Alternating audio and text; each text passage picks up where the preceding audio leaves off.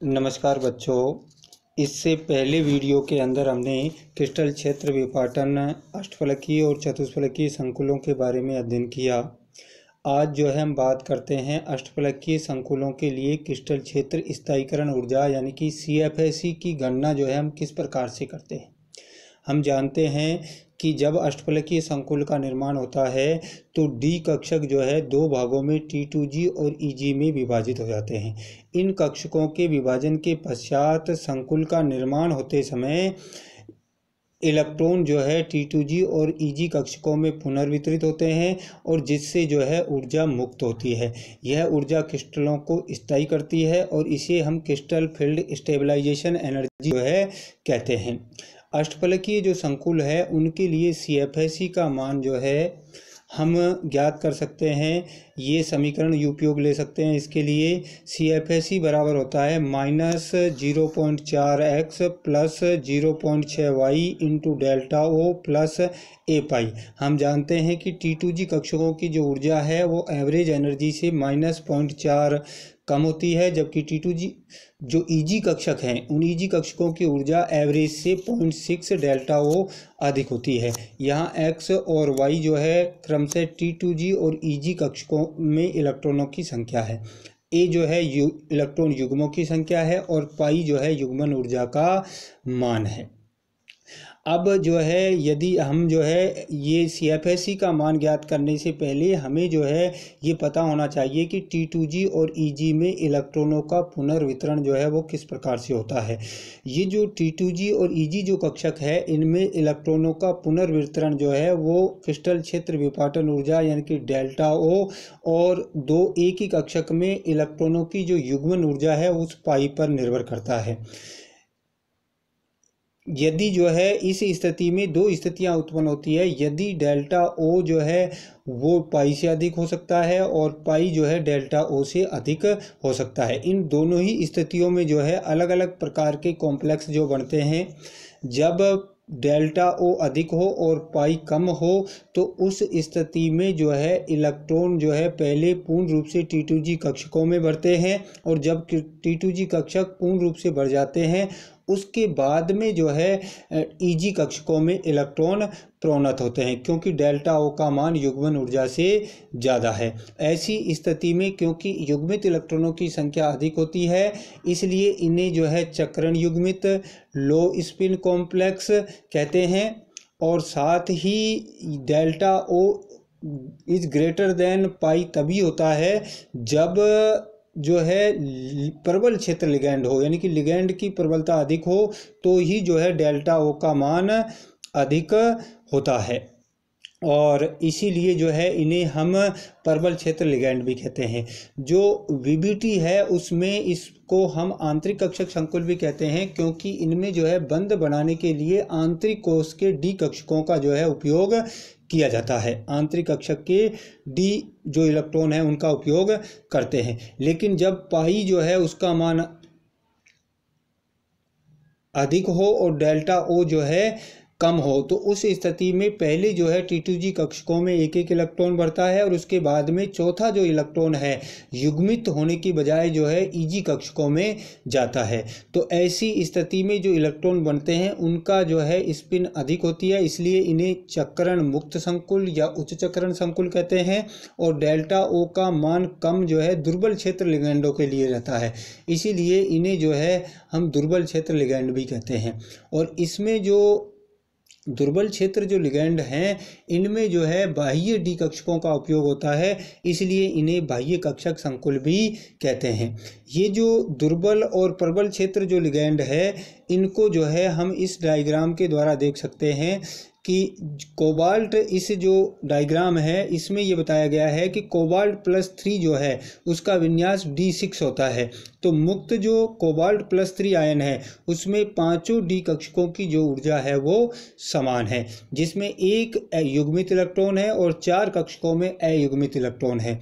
लेकिन जब इसके साथ प्रबल क्षेत्र लिगैंड जुड़ता है NH3 के साथ ये कॉम्प्लेक्स बनाता है NH3 की होल 6 CONH3 की होल 6 +3 जो कॉम्प्लेक्स आयन है इसमें डेल्टा O का मान अधिक होता है, इसलिए इलेक्ट्रॉन 6 के 6 जो इलेक्ट्रॉन है D कक्षकों के वो जो है T2G में भरते हैं और Eg में इलेक्ट्रॉन नहीं जाते हैं। इसलिए इसका जो विन्यास है वो होता है T2G3 Eg0। इसके विपरीत जो दुर्बल क्षेत्र लिगैंड है कोबाल्ट का फ्लोराइड आयनों के साथ COFe की F6 की पावर -3, इसके लिए जो है डेल्टा O का मान युग्मन ऊर्जा से कम होता है। इसलिए एक एक इलेक्ट्रॉन T2G में भर के उसके बाद में Eg में एक एक इलेक्ट्रॉन बढ़ता है और फिर 6 नंबर का जो इलेक्ट्रॉन है वो उसका फिर युग्मन होता है। इस स्थिति में जो है इसके लिए T2G4 और Eg2 विन्यास पाया जाता है। इस तरह से जो है जो प्रबल क्षेत्र लिगैंड है उसमें अयुग्मित इलेक्ट्रॉनों की संख्या 0 है, इसलिए ये जो है प्रति चुंबकीय कॉम्प्लेक्स होता है। जबकि जो कोबाल्ट F6-3 जो है उसमें 4 अयुग्मित इलेक्ट्रॉन है, इसलिए ये जो है अनुचुंबकीय कॉम्प्लेक्स होता है। अब जो है हम प्रबल क्षेत्र में जो है अष्टफलकीय संकुलों के लिए CFSE और दुर्बल क्षेत्र में अष्टफलकीय संकुलों के लिए CFSE की गणना करते हैं उपरोक्त सूत्र की सहायता से। जब D1 विन्यास हो, धातु आयन का जो है D1 विन्यास हो, तो एक इलेक्ट्रॉन वो जो है आपका T2G में भरेगा और क्योंकि T2G की जो एनर्जी है वो एवरेज से -0.4 कम है जिसमें एक इलेक्ट्रॉन है, इसलिए इसके लिए डेल्टा O का जो मान है वो होगा -0.4 डेल्टा O। इसी तरह से D2 विन्यास के लिए जो है 2 इलेक्ट्रॉन T2G में होंगे, दोनों अयुग्मित इलेक्ट्रॉन हैं और इसके लिए जो है दोनों की एनर्जी होगी -0.4 × 2 यानी कि -4 डेल्टा O, और क्योंकि सारे इलेक्ट्रॉन अयुग्मित हैं इसलिए इसकी युग्मन ऊर्जा का मान भी 0 होगा। इसी तरह से D3 विन्यास का जो D3 जो विन्यास है उसके लिए जो है प्रबल क्षेत्र में विन्यास रहेगा, तीनों के तीनों इलेक्ट्रॉन जो है T2G कक्षकों में रहेंगे और इनके लिए जो डेल्टा O का मान जो है डेल्टा O का मान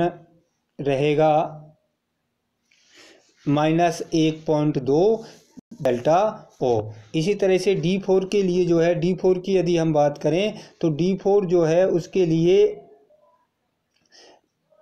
क्योंकि युग्मन ऊर्जा का मान कम है और डेल्टा O का मान अधिक है तो चौथा इलेक्ट्रॉन जो है वो भी T2G में बढ़ता है और इसलिए 4 इलेक्ट्रॉनों के लिए कुल ऊर्जा में जो कमी होगी वो -0.4 × 4 बराबर जो है -1.6 डेल्टा O होगी, प्लस में एक इलेक्ट्रॉन जो है उसकी युग्मन ऊर्जा जो है 1 पाई। तो इसके लिए जो है कुल CFSE का मान होगा 1.6 डेल्टा O प्लस पाई। इसीलिए इसी प्रकार D5 के लिए जो है वो जो CFSE का मान होगा वो होगा आपका 5 इलेक्ट्रॉन हैं T2G में, इसके लिए इनके लिए -2.0 डेल्टा O प्लस 2 युग्मित इलेक्ट्रॉन है प्लस में 2 पाई होगा। इसी तरह से जो है D6 के लिए जो है 6 के 6 इलेक्ट्रॉन जो है T2G में है और इनके लिए 6 के लिए हो जाएगा -0.4 × 6 डेल्टा O प्लस 3 युग्मित इलेक्ट्रॉनों के लिए 3 पाई, यानी कि टोटल डेल्टा O का जो मान है वो होगा -2.4 डेल्टा O प्लस 3 पाई। इसी तरह से जो है हम D7 के लिए अगर बात करें तो D7 के लिए 6 इलेक्ट्रॉन जो है T2G में 3 जोड़ों के रूप में और 1 इलेक्ट्रॉन जो है Eg में होगा, क्योंकि सभी जो कक्षक हैं वो पूर्ण रूप से भर गए हैं। 6 इलेक्ट्रॉनों के लिए जो है डेल्टा O का मान जो है T2G कक्षकों के लिए -0.4 × 6 प्लस Eg के लिए जो है डेल्टा का मान 0.6 पॉजिटिव होता है, इसलिए इसका मान हो जाएगा -0.4 × 6 प्लस 0.6 डेल्टा O प्लस 3 युग्मित इलेक्ट्रॉनों के लिए 3 पाई। इस तरह से इसकी कुल जो है CFSE का मान हो जाएगा -1.8 डेल्टा O प्लस 2 पाई। D8 की बात करें तो D8 के लिए जो है वही जो है 6 इलेक्ट्रॉन जो है T2G में, 2 इलेक्ट्रॉन Eg में, इसलिए इनकी टोटल एनर्जी होगी -1.2 डेल्टा O और 3 युग्मों के लिए 3 पाई। इसी तरह से D9 के लिए जो है D9 विन्यास के लिए 6 इलेक्ट्रॉन T2G में, 3 इलेक्ट्रॉन जो है Eg में, इनकी कुल एनर्जी जो है वो होगी आपकी माइनस 0.6 डेल्टा ओ प्लस 4 पाई, क्योंकि 4 इलेक्ट्रॉन युग्म है। और D10 के लिए जो है टोटल एनर्जी जो है T2G कक्षकों की माइनस में 2.4 डेल्टा ओ और EG की जो है प्लस में 2.4 डेल्टा ओ, टोटल हो गई 0। और 5 युग्मित इलेक्ट्रॉनों के लिए 5 पाई। तो इसके लिए D10 विन्यास के लिए प्रबल क्षेत्र लिगैंडों में जो है टोटल एनर्जी होगी आपकी 5 पाई। इसी तरह से जो है हम बात करते हैं दुर्बल क्षेत्र लिगैंड के लिए। और दुर्बल क्षेत्र लिगैंडों के लिए यदि हम CFSE की गणना करें तो D1 से और D3 तक जो है CFSE का मान प्रबल क्षेत्र लिगैंड के समान ही होता है। पहले D1 के लिए T2G में 1 इलेक्ट्रॉन होता है तो उसके लिए माइनस 0.4 डेल्टा ओ। D2 के लिए T2G में 2 इलेक्ट्रॉन तो इसके लिए जो है माइनस 0.8 डेल्टा ओ होगा। इसी तरह से D3 विन्यास के लिए तीनों इलेक्ट्रॉन जो है आपके T2G में रहेंगे, युग्मित इलेक्ट्रॉनों की संख्या 0 होगी। इस तरह से जो है इसके लिए हो जाएगा माइनस 1.2 डेल्टा ओ। D4 विन्यास के लिए जो चौथा इलेक्ट्रॉन है, क्योंकि युग्मन ऊर्जा ज़्यादा है, डेल्टा ओ कम होता है दुर्बल क्षेत्र लिगैंडों के लिए, इसलिए चौथा इलेक्ट्रॉन EG में जाएगा। और इस स्थिति में जो है T2G कक्षकों के लिए जो है ये हो जाएगी माइनस 1.2 डेल्टा और EG के लिए प्लस 0.6 डेल्टा ओ। तो टोटल एनर्जी जो है इसकी हो गई आपकी माइनस 0.6 डेल्टा ओ। D5 के लिए जो है T2G के लिए माइनस 1.2 और EG के लिए जो है प्लस 1.2, तो टोटल एनर्जी हो गई आपकी 0। यानी कि D5 विन्यास के लिए CFSE का मान 0 होता है। D6 के लिए जो है अब छठा जो इलेक्ट्रॉन है वो T2G कक्षकों में भरेगा और इसके लिए जो है जो CFSE का मान जो है 4 इलेक्ट्रॉन T2G में, इसके लिए 2.4 वोल्ट डेल्टा ओ। और EG के लिए जो है प्लस 1.2 डेल्टा ओ। तो इनका समेशन जो है वो हो जाएगा, सॉरी, इसके लिए 4 के लिए 4 चौक 16 माइनस 1.4 डेल्टा ओ और इसके लिए जो EG के लिए 1.2 डेल्टा ओ। तो टोटल योग हो गया माइनस 0.4 डेल्टा ओ और एक युग्मित इलेक्ट्रॉन के लिए 1 पाई। इस तरह से जो है हम इनकी जो है ज्ञात करें तो D7 विन्यास के लिए जो है ये होती है माइनस 0.8 डेल्टा ओ प्लस 2 पाई, क्योंकि 2 युग्मित इलेक्ट्रॉन हैं। D8 के लिए 3 युग्मित इलेक्ट्रॉन हैं और इसके लिए जो है CFSE का मान होता है माइनस 1.2 डेल्टा ओ प्लस 3 पाई। D9 के लिए जो है माइनस 0.6 डेल्टा ओ प्लस 4 पाई। और D10 के लिए जो है टोटल एनर्जी जो है EG और T2G की 0 हो जाएगी और 5 युग्मित इलेक्ट्रॉन हैं, इसलिए इसका जो है 5 पाई जो है एनर्जी पाई जाती है। It's all about CFSE of octahedral complexes.